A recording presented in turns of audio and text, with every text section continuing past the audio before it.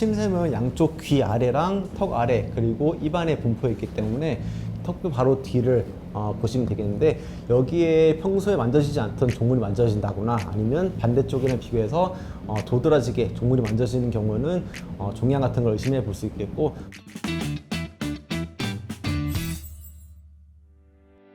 안녕하십니까. 구미암센터 이비인후과 김정헌이라고 합니다. 침샘암은 연간 발병률이 10만 명당 한두 명꼴로 매우 드문 암이고, 전체 암 중 차지하는 비율이 채 1%도 되지 않는 매우 드문 암이지만 두견부 영역에 위치한 만큼 주변 구조물과 관계돼서 여러 가지 문제를 일으킬 수 있습니다. 그러면 오늘 영상에서는 침샘암의 증상부터 진단 방법, 그리고 치료, 수술 후 합병증 등 환자분들과 보호자분들이 궁금해하실 만한 내용들을 위주로 설명을 드려보도록 하겠습니다. 먼저 침샘에 대해서 간단히 설명을 드리면, 기본적으로 침, 즉 타액을 생성하고 분비하는 기관이고, 이 침이라는 것은 이제 음식 소화라든가 아니면 구강 내 항상성 유지에 중요한 기능을 합니다. 침샘이라 하면 주타액선이라 부르는 귀 아래에 이제 이하선, 턱 아래에 악하선, 그리고 혀 아래쪽에 설하선이라고 해서 양쪽으로 대칭적으로 세 쌍이 분포하게 되고, 소타액선이라고 부르는 조그마한 침샘들이 이제 입안에 이제 뭐 볼 점막이라든가 입술, 그리고 입천장 등에 뭐 수백 개에서 많게는 수천 개까지 분포하고 있습니다. 어느 위치든 침샘이 발생하는 암을 이제 침샘암이라 부르게 되고요. 이전까지 침샘암이라 하면 이제 주타액선에 발생하는 암만 이제 침샘암으로 분류가 되었었는데, 국제진료지침이 개정이 됨에 따라서 2026년 올해부터는 이제 소타액선에 발생하는 암도 침샘암으로 분류가 되기 시작했습니다. 침샘암의 원인으로 명확하게 밝혀진 것은 아직까지는 없으나, 이제 대체로 이제 방사선 노출이라든가 다양한 유해 물질의 노출, 그리고 뭐 흡연, 그리고 유전적 요인 등이 위험 인자로 작용할 수 있다고 알려져 있고요. 침샘에 발생한 양성 종양 일부에서는 이제 드물지만 악성 변환이 가능하기 때문에, 침샘의 양성 종양으로 진단받았다 할지라도 의사 선생님께서 이제 보통 수술을 권유하는 경우가 종종 있을 수 있습니다. 침샘암 환자 대부분은 이제 멍울이 만져져서 병원을 처음 찾게 됩니다. 이하선암 같은 경우는 귀 아래, 악하선 같은 경우는 턱 아래, 그리고 설하선이나 소타액선에 발생한 암 같은 경우는 구강 내 종물로 확인이 됩니다. 하지만 이제 진행을 하게 되면 주변 조직으로 침습을 하게 되면서 이제 안면마비라든가 통증, 개구장애 등의 증상도 동반되어 나타날 수가 있습니다. 염증 같은 경우는 급속하게 커지는 현상이 나타나게 되고, 암 같은 경우는 그래도 염증에 비해서는 조금 서서히 자라는 편이긴 한데, 이제 급속히 자라면서 이제 뭐 안면신경마비라든가 뭐 개구장애 이런 증상까지 동반하게 되면 그래도 이제 암의 가능성이 조금 더 높아질 수 있기 때문에, 그런 경우는 가급적이면 병원을 찾아주셔서 정밀 검사를 받아보시는 것이 좋겠습니다. 침샘에 이제 멍울이 만져져서 이제 침샘 종양으로 의심돼서 병원을 찾게 되는 경우, 우선은 이제 기본적 영상 검사부터 시작해서 조직 검사를 해야지 어떤 병인지 정확하게 알 수가 있습니다. 조직 검사 같은 경우는 일반적으로 초음파를 보면서 바늘로 찔러서 조직을 채취하는 그런 조직 검사를 시행하게 되는데, 대표적으로 가는 바늘로 세포 단위로 채취를 하게 되는 세침 흡입 검사, 그리고 이제 조금 더 굵은 바늘로 조직 단위로 채취를 하게 되는 중심 바늘 생검 두 가지가 있습니다. 조직 검사를 시행했을 때 이제 암이라고 확정이 된다면 이제 CT나 MRI, PET-CT 등의 검사를 추가로 검사를 진행해서 병리 설정이라든가 치료 계획 수립에 이용하게 되겠고, 침샘 종양은 조직학적으로 다양한 세포로 구성되어 있기 때문에 단순히 세침 흡입 검사만으로는 정확한 진단을 내리기가 어려운 경우가 있을 수 있습니다. 그래서 두 가지 검사 모두 가능한 병원에서는 가능하다면 중심 바늘 생검을 조금 더 선호하는 경향이 있습니다. 침샘암의 가장 핵심적인 치료는 결국 수술입니다. 가능한 합병증이 발생하지 않는 범위 내에서 수술로 암 조직을 완전히 제거하는 것이 가장 중요하겠습니다. 침샘에만 국한되어 있거나 아니면 경부 림프절 전이 정도만 나타나는 경우에는 수술적 치료로 완치를 기대해 볼 수 있겠습니다. 침샘의 위치나 크기, 그리고 병기에 따라서 치료 방법은 다양해질 수가 있는데, 이하선은 이하선 절제술, 악하선 같은 경우는 악하선 절제술을 진행하게 되고, 소타액선이라든가 구강 내에 설화선에 암이 생긴 경우는 이제 입안을 통해서 절제를 진행하게 됩니다. 진행 정도에 따라서 경부 림프절 절제술도 같이 시행하는 경우도 있을 수 있습니다. 침샘암으로 진단받고 의료진에게 설명을 듣고 집에서 이것저것 검색을 하다 보면 아무래도 이제 안면마비라는 것을 가장 크게 걱정하게 됩니다. 침샘 종양이 안면신경 가까이 붙어 있는 경우에는 절제하는 과정에서 일시적인 안면운동 장애가 발생하는 경우도 있을 수 있습니다. 하지만 안면신경을 보존한 경우에는 대부분 시간이 경과하면 기능이 돌아오게 됩니다.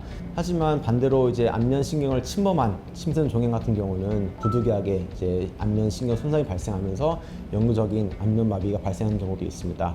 안면신경 침범이 이제 의심되는 진행성 침샘암 같은 경우는 수술 전에 미리 환자에게 충분한 설명과 확실한 치료 계획 수립이 필요하겠습니다.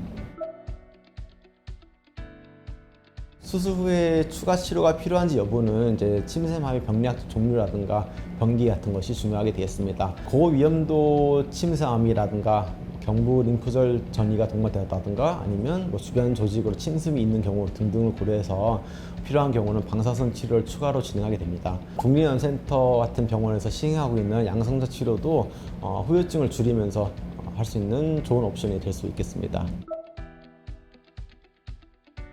기본적으로 암 절제술을 할 때 암만 떼는 경우는 사실 흔치 않습니다. 대부분은 주변 정상 조직을 일부 포함해서 암을 절제를 해야지 단순한 암 조직을 최소화할 수 있고 또 재발을 줄일 수가 있습니다.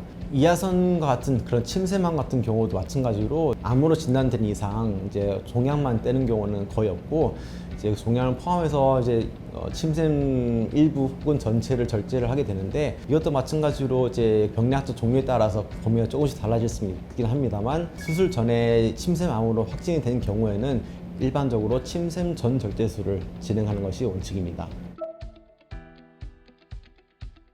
안타깝지만 흉터가 남지 않는 수술은 없습니다. 하지만 저희가 이제 피부 절개를 넣을 때 피부 주름을 따라서 넣어서 이제 시간이 지나면 자연스럽게 옅어지게 한다든가 아니면 특히 이하선 같은 경우는 이제 머리카락 안쪽으로 절개를 숨김으로써 좀 이런 미용적인 면까지 고려해서 수술을 진행하게 됩니다. 귀 뒤로 절개를 넣어서 이제 일부는 귀 뒤에 좀 보일 수 있긴 하지만 머리카락의 대부분의 절개를 숨기는 경우가 흔히 있겠고 많이 진행하는 경우에는 사실 그렇게 흉터를 숨기기 어려운 경우도 있을 수 있긴 합니다. 그래서 그런 경우는 미리 수술 전에 의료진에게 충분한 설명을 듣고 흉터에 대해서 이해를 하시는 것이 좋겠습니다. 환자분들이 흔히 오해하는 것 중에 하나가 이제 침샘을 절제를 하게 되면 수술 후에 침 분비가 감소해서 이런 구강 건조증이 동반되지 않을까 염려하는 경우가 있는데 앞서 말씀드린 것처럼 우리 몸에는 이제 양쪽에 세 쌍의 주타액선이 있고 더불어서 이제 점막 전체에 걸쳐 소타액선이 수백 개 이상 분포하고 있기 때문에 침샘 하나를 일부 부분 절제술을 한다거나 전 절제술을 한다 하더라도 일상생활에 지장이 갈 정도로 침 분비가 줄어드는 경우는 흔치 않습니다.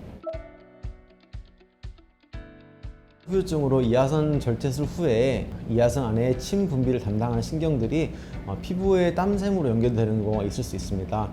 이거를 전문 용어로 프레이 증후군이라고 부르는데 이런 경우 환자들이 식사할 때 수술 부위 주변으로 땀이 난다고 호소하기도 합니다. 많은 경우 일상생활에 지장을 줄 정도는 아니긴 한데 그 정도가 심한 경우에는 보톡스 주입술로 증상을 조절해 볼 수 있습니다. 사실 침샘암은 병리학적으로 워낙 종류가 다양하고 위치도 다양하기 때문에 딱 집어서 재발률이 어떻다 말씀드리긴 어렵습니다. 생존율도 마찬가지로 침샘암의 종류가 워낙 다양하기 때문에 조기에 진단되고 치료를 받으면 이제 5년 생존율이 90% 이상이 되는 경우도 있지만 반면에 적절한 치료를 받았음에도 생존율이 절반에도 미치지 못하는 경우가 있을 수 있습니다. 그렇기 때문에 침샘암으로 진단받을 때 개별적인 평가가 중요하겠습니다. 특별히 식습관 관련해서 주의할 점은 없지만 이제 술이나 담배 같은 경우는 가급적 끊거나 줄이는 것을 권유드립니다. 수술 후에 부득이하게 안면신경 마비가 발생한 경우에는 이제 얼굴 운동 재활이라든가 안구 건조를 예방하기 위한 관리 같은 것도 병행하는 것이 좋겠습니다. 말씀드린 것처럼 침샘은 양쪽 귀 아래랑 턱 아래 그리고 입안에 분포해 있기 때문에 기본적으로 양쪽 귀 아래쪽 턱뼈 바로 뒤를 보시면 되겠는데, 여기에 평소에 만져지지 않던 종물이 만져진다거나 아니면 반대쪽이랑 비교해서 도드라지게 종물이 만져지는 경우는 종양 같은 걸 의심해 볼 수 있겠고, 물론 많은 경우 양성일 수 있겠지만 암도 가능성이 없지 않기 때문에 그런 경우는 병원을 찾아주시는 것이 좋겠습니다. 더불어서 악화성 같은 경우는 턱 아래, 실제로 이제 정상인에서도 악화성을 만져지기도 합니다. 볼록하게 만져지는데, 이것도 마찬가지로 반대쪽과 비대칭적으로 한쪽이 커져 있는 경우, 아니면 좀 반대쪽과 비교해서 딱딱하게 만져지는 경우, 이런 경우에는 종양을 의심할 수 있기 때문에 마찬가지로 병원을 방문하시는 것이 좋겠습니다. 앞서 말씀드린 것처럼 설화선이나 소타이선에 암이 발생하는 경우에는 이제 입안에도 이제 병변이 나타날 수가 있기 때문에 구강암이랑 구분이 안 될 수도 있겠지만, 이런 경우도 반드시 정밀 검진이 필요할 수가 있겠습니다. 침샘 종양은 워낙에 이제 조직학적으로 다양한 세포들이 모였기 때문에 우리가 조직 검사는 바늘로만 아주 극히 일부만 채취를 해서 검사를 하게 됩니다. 그렇기 때문에 사실 종양 전체를 파악하기에는 어느 정도 제한이 있을 수밖에 없고, 그런 경우 매우 드물지만 악성 종양을 양성으로 진단하게 되는 그런 미음성이 나타나는 경우도 있습니다. 영상적 소견이라든가 의료진의 판단에 따라서 조직 검사 결과가 양성으로 나왔다 할지라도 필요한 경우는 예방적으로 수술적 절제를 하는 경우도 있습니다. 귀 밑이라든가 턱 아래 종물이 만졌으면 아무래도 침샘 종양을 의심해 볼 수 있기 때문에 이비인후과 진료를 먼저 받아보시는 것을 권해드립니다. 상황이 여의치 않은 경우는 가까운 병원 방문하셔서 진료받고 검사를 받아보시는 것을 권해드립니다. 침샘암은 매우 드문 질환이지만 정확한 진단과 수술적 치료가 중요한 질환입니다. 특히 이하선암 같은 경우는 안면신경과 관련해서 여러 가지 합병증을 일으킬 수 있기 때문에 정확한 상태를 파악하고 수술 전에 치료 계획을 수립하는 것이 중요하겠습니다. 더 궁금한 점이 있으신 분들은 댓글로 남겨주시면 제가 보고 답변 드릴 수 있는 부분은 성실하게 답변 드리도록 하겠습니다. 시청해 주셔서 감사합니다.